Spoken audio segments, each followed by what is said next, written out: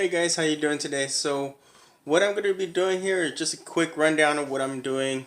Going to be working on the automatic transmission right now. I got a few things in the mail here, and just going to go through it. I'm not going to go through the whole install just because of the fact that I'm going off of the manual to how to do this, and I don't want to sit here and film and let you know step by step, just because of the fact that if you're going to do this, you want to do it right. Just go through the manual, follow the manual, and you'll be able to get it. I got the Kigley friction 5 clutch. This came in the mail here, and then also I got the overhaul kit, so that way I get all the gaskets and everything I need to when I take the pump off. So go ahead, check out the video, watch it, just give you an update on what's going on right now with my build, and then that way you guys can see, you know, a quick thing of what I'm doing here. Alright, check it out.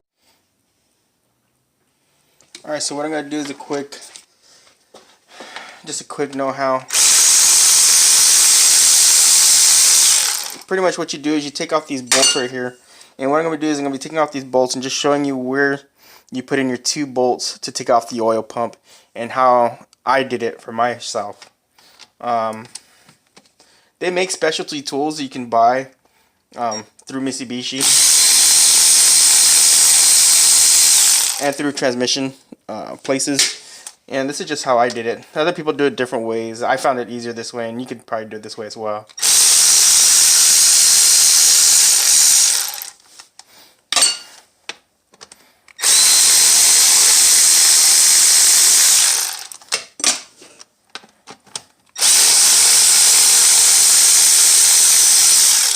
Now I'll show you these bolts right here that hold the oil pump in, about this big, and then this is what I used. This is just a longer bolt.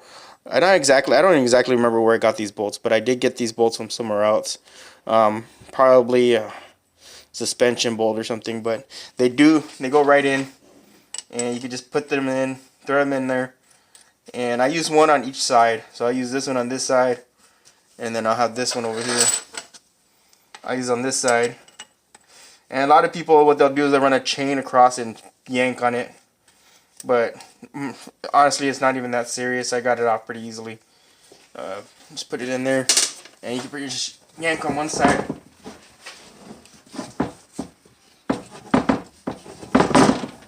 and make sure you don't drop it, and just slide it on out. Kind of tug on it a little bit on each side, and just tug it out. And now pull your oil pump out, right out.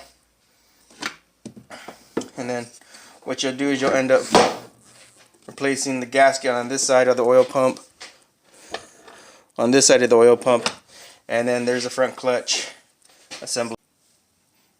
Alright, so pretty much after you take off the front pump, once you take off the pump, what you'll probably end up having to do is take out the rear end clutches. At first I didn't have to do that. My end clutch is actually really good, but I did it anyway just because I wanted to take a look at it. And I kind of want to, at least service them since I had it out. Once you have that all taken out, your clutch assembly should slide right out. Be careful not to skid it around and bang it up. Just pull it right out, and there it is. That's your whole front clutch assembly right there. As you can see, mine's kind of beat up. I don't know, I might run it through a lathe real quick and just freshen it up. That way it's not all scarred up like that. Let's see what then there's the drum. What's that? Clutch in there.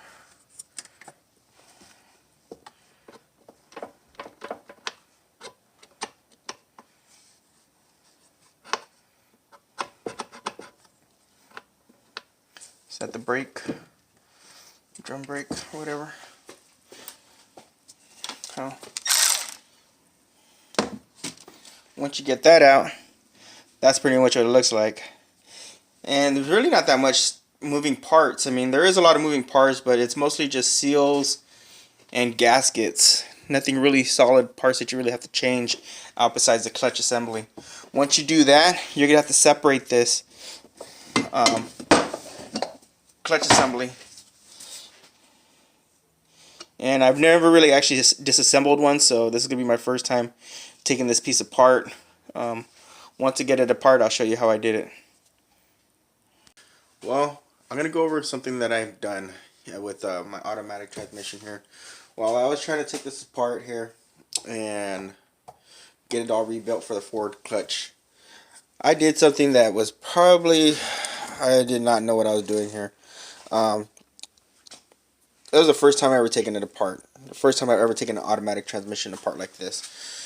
Normally this should come apart, separate from the whole front assembly.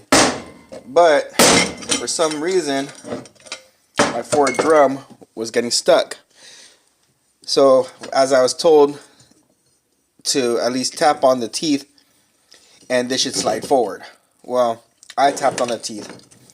And let me tell you, I lost a couple teeth here. As a matter of fact, I think I lost, how many? 1, 2, 3, 4, 5, 6. 6 of the teeth here. And this is me trying to open it up, tapping on here to try to open these up here. And I completely I trashed this. This thing is done. This forward clutch is, this basket, forward clutch basket is no longer usable. Okay. And while I was, like, how did that happen, you know? Like, something had to happen for it to get stuck like that. Well, I'm kind of glad I took it apart. Because as I was looking through it, this piece right here is kind of like wobbly. You can't really tell on the video, but when I set it down, you can kind of see it's off here.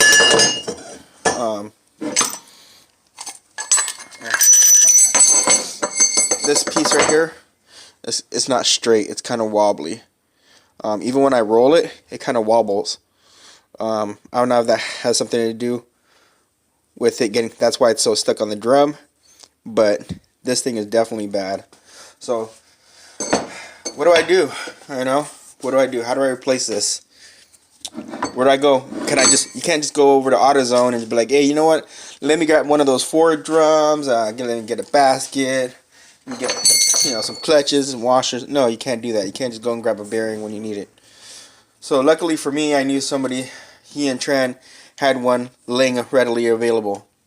Lucky, because I didn't know what I was going to do to find these pieces of parts. So he's sending me the whole new thing, everything I need, you know, so I can get this back up and running. So what I'm going to end up doing is replacing all this, putting the clutch in, the forward clutch, and replacing this band here. I'll be replacing this band as well. Might as well. It looks kind of worn out as well too, and I don't know exactly what was going on in there. So while it's out, I'm just gonna replace everything: seals, gaskets, clutches, bands. I mean, everything and anything I can get my hands on. Bearings. I was gonna do a complete full rebuild because honestly, I do not want to go through that again. That was horrible. And honestly, I do want to get this up and going. I want to get my car up and going, but in the same time, I don't want to do any shortcuts. I don't want to, you know, be stuck, you know, on the side of a track or broken down somewhere just because I didn't want to take the time. And it's not like season's not gonna start. Racing season's not here for another 3-4 months, so I got a lot of time. And plus, I don't have all the parts I want to put on the car anyway, so. I'll just be waiting for parts. I'm getting kind of sick here. You know, it's cold season. Everybody's getting sick around me. I'm trying not to join the sick club here, but sure enough, it's gonna happen. It's cold. You know, trying to stay warm and stuff and whatnot. But here I am in the garage trying to put the transmission together. Now I'm gonna have to wait probably a week before I can get some parts together. And get it all assembled and put back in the car, which is okay because then that gives me a time to order some more things I know I need to take care of while I have everything out. And it just gives me an opportunity to look at everything, you know, take a step back, look at what I need to do, and replace some of the things I want to change while it's out. So not only that, plus, you know, some things I ordered some stuff that was, I don't know why I ordered this, and I thought about the right parts. So I was gonna make a O2 housing. So I bought me some pipes. And I bought me some flanges. And I was like, oh yeah, you know, I'll just make a O2 housing. No big deal. You know, I can make one in probably like an hour or whatever. With some, you know, some piping and some flanges. As long as I have it, I'm good to go. I don't know what I was thinking. I didn't even bother to measure it. But my turbo is a 3-inch 4-bolt. And this is a 2.5-inch. So now I'm going to have to go order everything again. Back to 3 inches. I don't know why I bought this at 2.5. It's just annoying. Because I know it's 3-inch. I ordered my turbo. I made sure that it was a 3-inch housing. And I still ordered this 2.5-inch. And I checked my order to make sure that maybe they sent me the wrong one. But no, I ordered 2.5. So now I have this laying around. Who knows? Maybe I'll put it on the other Eclipse. Do a 2.5-inch O2 housing on that one or something. I don't know. But now I have this available. I'll make something out of it, I'm sure. But let me get this all put together. And I know I need to be making some more videos so you guys can watch. I wish I could make a video of me taking that apart. That would have been ridiculous to watch, because man, was I having a hard time. I never want to do that again, because seriously, I was getting so frustrated trying to take that thing apart, and I was getting so pissed off because it didn't want to come apart and it didn't make any sense. I was like, this is just a simple piece, it should just separate, no problem. But nope, wanted to fight me the whole time as I was trying to take it apart. So we'll see what happens.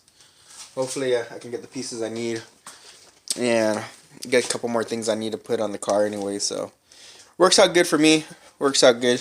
So either way, we'll get it done.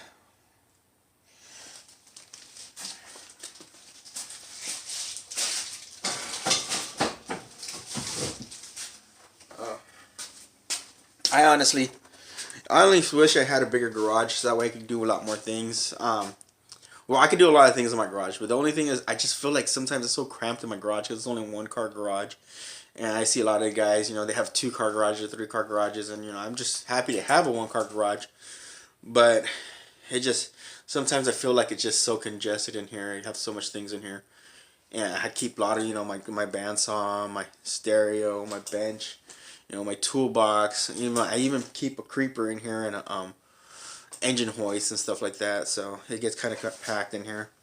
And I'm starting to notice like parts are getting piled on top of each other, and parts on top of parts on top of parts on top of parts. It's like, man, if I could just get this piece in, I can do the rest of everything else. You know, because it gets a little annoying. Just having all this stuff around. I can throw away these boxes or whatnot. I got my welder and stuff in here, and you know. But I'm making do with what I got, so you know, hopefully we can get some more stuff done here soon. It just feels like it's not moving fast enough, you know. And when I do get it, it's like it's done. It's hard. It's so hard.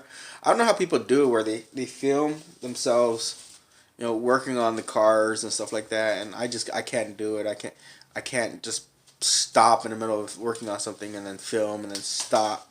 And I just feel like my garage is maybe not set up properly for it or something. You know, or maybe I need to make a stand so I can put a camera up and whatnot.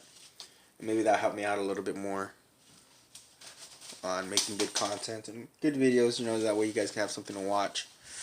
But now I'm just rambling. But this is it, guys. I hope I never have to do this again as far as this, or come across something like this, because man, that thing was a nightmare taking that thing apart. And I couldn't believe when I broke the first tooth off of this thing, man, I was like, what the heck did I just do? What the heck happened? I broke that tooth. I don't even know what I was going to do after that. I was so disappointed. I was like, this thing is ruined. I walked away. I was like, I couldn't believe it. There it is. I got the clamps. Cheap little clamps I got at Home Depot. You can get this in the plumbing department. That way I can align my oil pump up. But that's it. That's pretty much it, you know. So stay tuned, guys. Next video I'll be putting it all back together. Hopefully throwing it back in the talon. Now we can get it started. I really, really really want to drive my car already. I'm getting kind of withdrawals here. It's really annoying, you know, when you have your car available outside, you just see it on stands or, you know, car cover on it and whatnot, and you're just like, man, I just want to hear it blow off valve, or I want to feel that pull, you know.